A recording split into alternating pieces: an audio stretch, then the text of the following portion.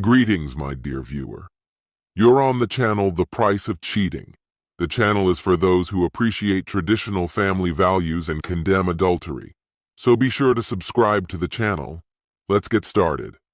It was a quiet Tuesday evening when I finally walked through the front door, utterly spent from the relentless demands of the day.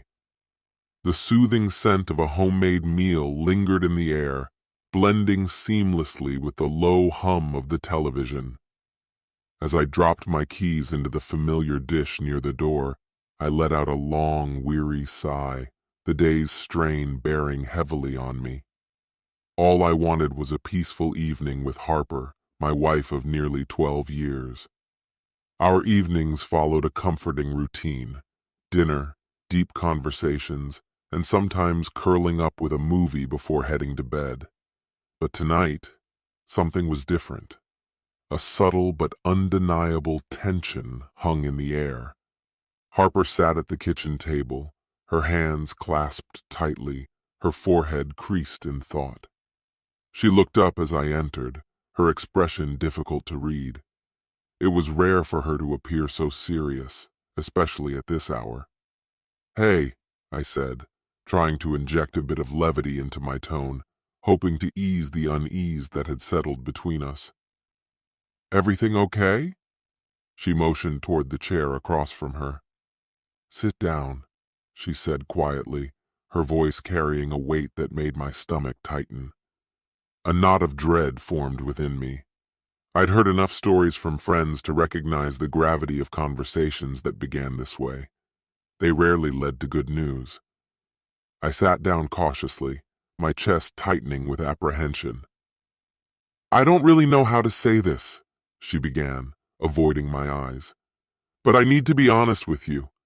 You know I love you, right?" "Of course," I answered, though my heart was pounding now, an ominous drumbeat in my ears. She took a deep breath, steadying herself before continuing. "I've been thinking about this for a long time, and I've come to a decision. I think we need to have a conversation about something different." Her words sent a chill through me. Something different? The phrase echoed ominously in my mind. A growing sense of dread prickled at the edges of my thoughts, but nothing could have prepared me for what she said next. "I think I want to start seeing someone else," she confessed, her tone steady but her gaze shifting away from mine. "I've met someone and I feel like I need to explore that." The world seemed to tilt for a moment, her words hitting me like a thunderclap. "Wait, what?" I managed to say, my voice barely above a whisper. "You want to see someone else?" "Yes," she said, guilt and determination etched into her face. "I know it's a lot to process, but I need to tell you the truth. I love you, always have, always will, but I need to do this for me." Her words felt like a sledgehammer to my chest. "Are you serious?" I demanded, my voice rising despite myself. "You're saying you want to have an affair and expect me to be okay with it?" "It's not about us," she said, shaking her head. "It's about me. I need this. I need you to try to understand." My disbelief and anger swirled together into a storm of emotions. "You're asking me to just stand by and let this happen?" I asked, struggling to keep my voice steady. "I'm not asking for your permission," she clarified, her tone calm but resolute. "I just don't want to hide it from you. If our relationship is going to work, I have to be honest." Her words were staggering. "Work?" I repeated, incredulous. "How do you expect this to work? You want to see someone else and think it won't affect us?" "I've thought this through," she replied firmly. "I'm not leaving you. I'll always come back to you, but I have to explore this." Her gaze softened as she reached for my hand. "If you love me, you'll let me do this." I shot to my feet, pacing the room as my emotions threatened to overwhelm me.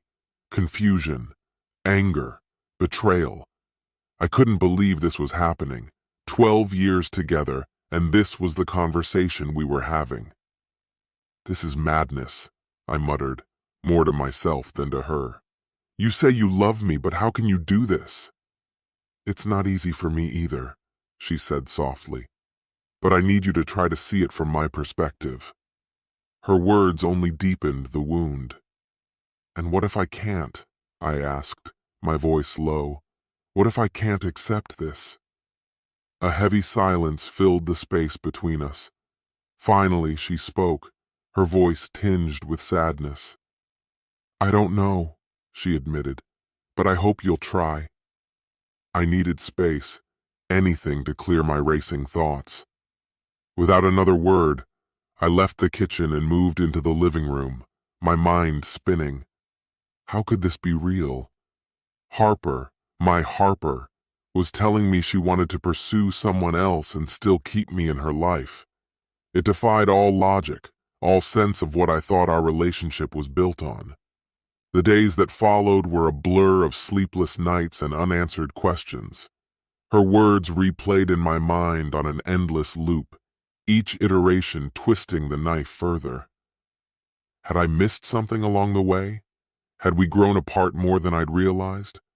Yes, we'd had our challenges, but nothing that seemed to justify this.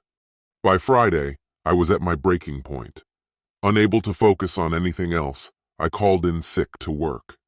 I needed answers, a plan to make sense of this chaos. Despite my pain, I wasn't ready to give up on what we'd built together. Somehow, I would find a way to move forward, even if I didn't yet know how. I couldn't let Harper walk away without grasping the enormity of what she'd done. That afternoon, I sat at my desk, staring blankly at the screen. My thoughts twisted into a chaotic spiral of resolve and apprehension. I had made up my mind. I needed answers. Proof. The truth. Harper had let slip that her lover was someone she worked with, a colleague she had recently grown close to. While she hadn't revealed a name, I was determined to find out. I reached out to Charles, an old friend who'd worked as a private investigator. "Charles, I need your help," I said, keeping my voice as even as possible. "This is important. I need to know who my wife is seeing, where they're meeting, and what's happening." Charles didn't hesitate. His tone was sharp and professional. "I'll take care of it," he assured me. "Give me some time to dig into it." The following days passed in a fog. Charles was on the case, and I was left waiting. I moved into the guest room, retreating from Harper entirely. Every time she tried to engage me in conversation, I dodged her, too raw and unprepared to confront her without the full picture. By Monday, Charles had answers.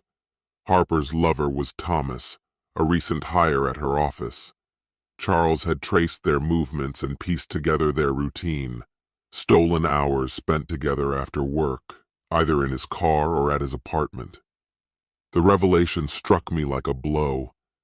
I didn't know what to do with this information, but one thing was clear. I couldn't keep living in denial. On Thursday, I decided I had to see it with my own eyes.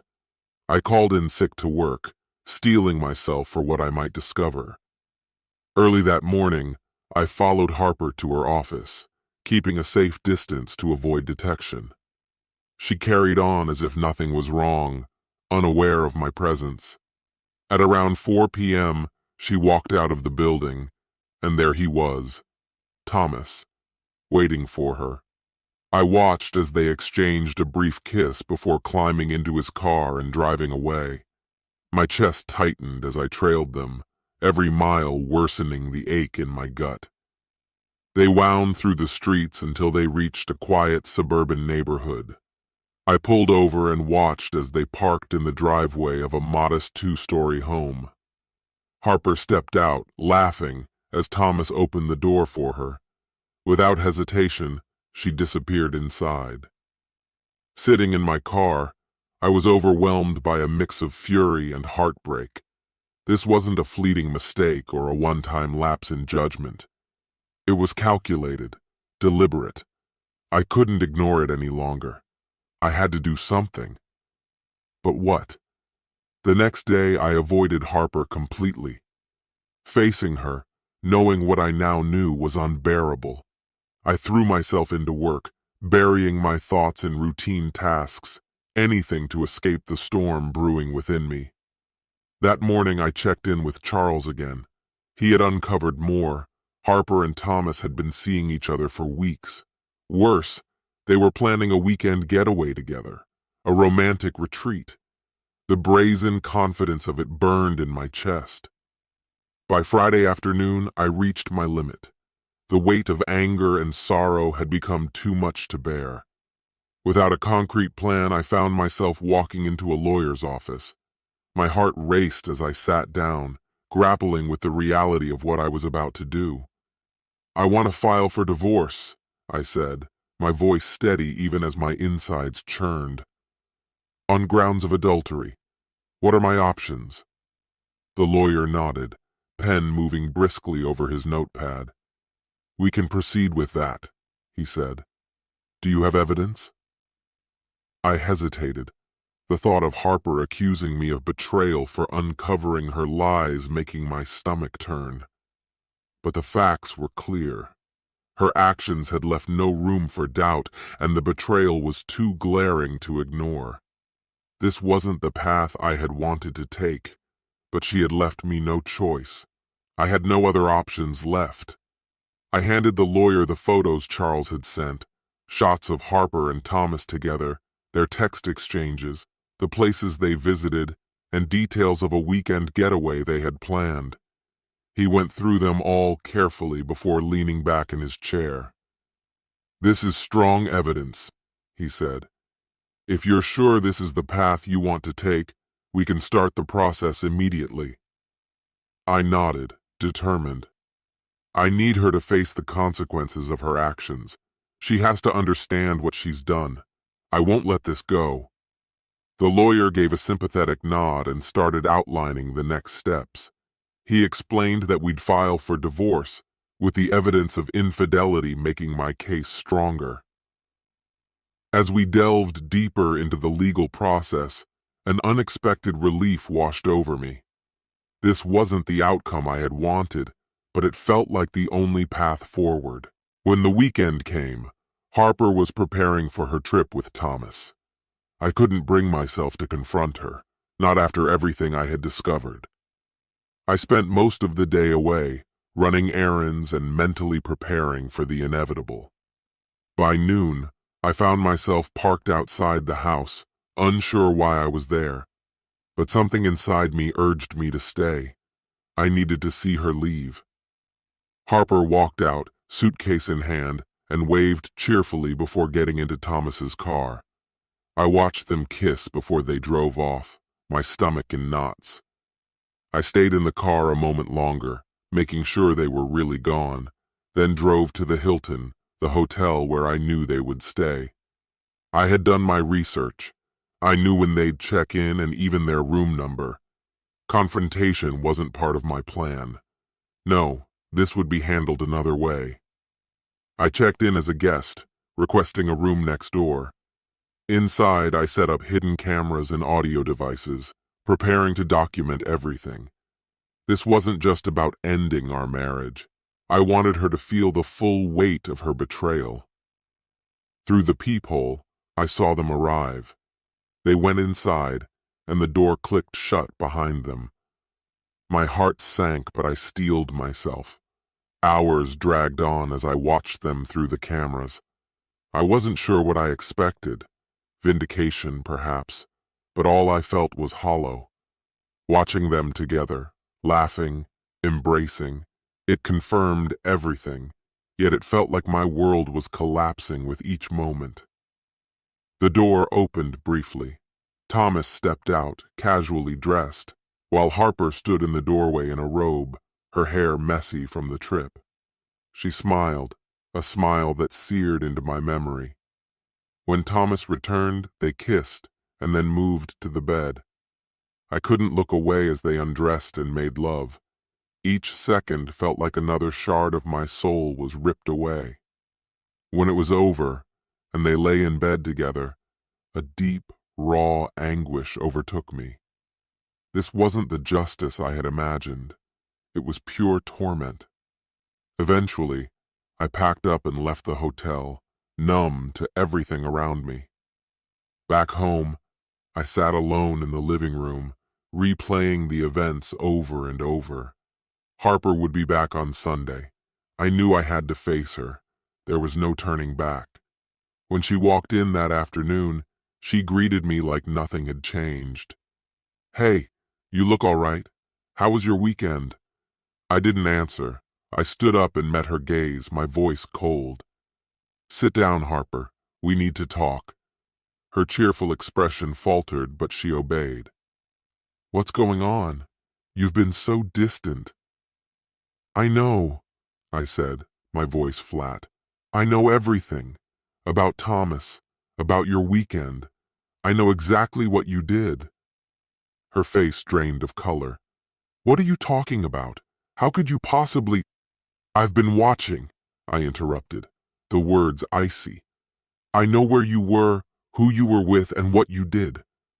Her eyes widened in shock. "You've been spying on me?" "I've been collecting evidence," I corrected. "You betrayed me, Harper. Did you think there would be no consequences?"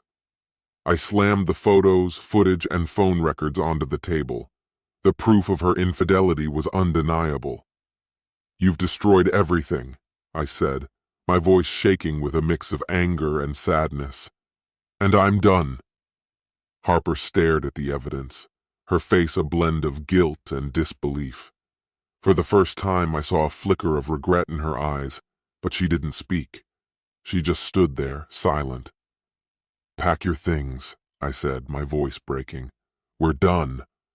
She didn't argue. As she turned slowly to leave, the weight of her actions settled over her. But it was too late. The damage was irreversible, and there was no fixing what we once had. This concludes the story. If you like it, then put your powerful like and subscribe to the channel.